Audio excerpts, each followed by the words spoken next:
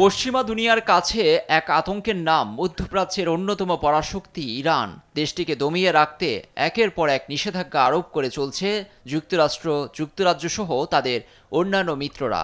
Donald Trump মার্কিন president হিসেবে ক্ষমতা থাকাকালীন তেহরানের উপর অর্থনৈতিক, জ্বালানি সহ অন্যান্য গুরুত্বপূর্ণ খাতে শত শত নিষেধাজ্ঞা আরোপ করেছিল। কিন্তু এত কিছুর পরেও দমে যায়নি এই মুসলিম রাষ্ট্রটি। এই বাস্তবতার মাঝেই নিজেদের সামরিক সক্ষমতার আবারও জানান দিল ইরান। রাজধানী তেহরানে শুক্রবার এক জাদুঘরে ভয়ঙ্কর সব ক্ষেপণাস্ত্র উন্মোচন করে সামরিক বাহিনী।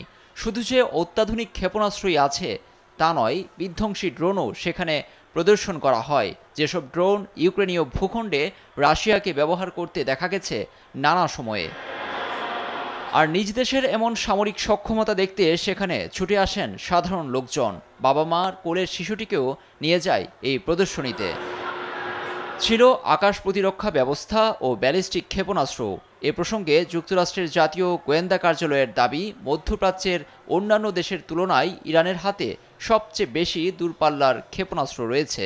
কিন্তু এ বিষয়ে নিজেদের অবস্থান কখনোই স্পষ্ট করেনি খামেনি প্রশাসন। তবে হিজবুল্লাহ প্রধান হাসান নাসরাল্লাহ, হামাস নেতা ইসমাইল হানিয়া এবং ফিলিস্তিনিদের উপর ইসরায়েলি আগ্রাসনের জবাবে চলতি বছরের ১ অক্টোবর ইসরায়েলে অন্তত ২০০ দূরপাল্লার ক্ষেপণাস্ত্র ছুড়ে ইরান।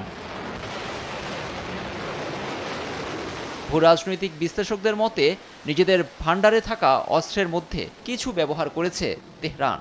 ওই হামলার ২৬ অক্টোবর জবাব দেয় নেতানিয়াহু সরকার, যার বেশিরভাগই প্রতিহত করে দেয় ইরানের আকাশ প্রতিরক্ষা ব্যবস্থা।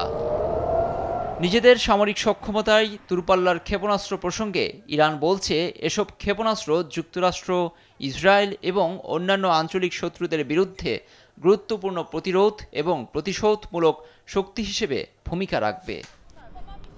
লুৎফর কবির, নিউজ ডেস্ক, দেশ টিভি।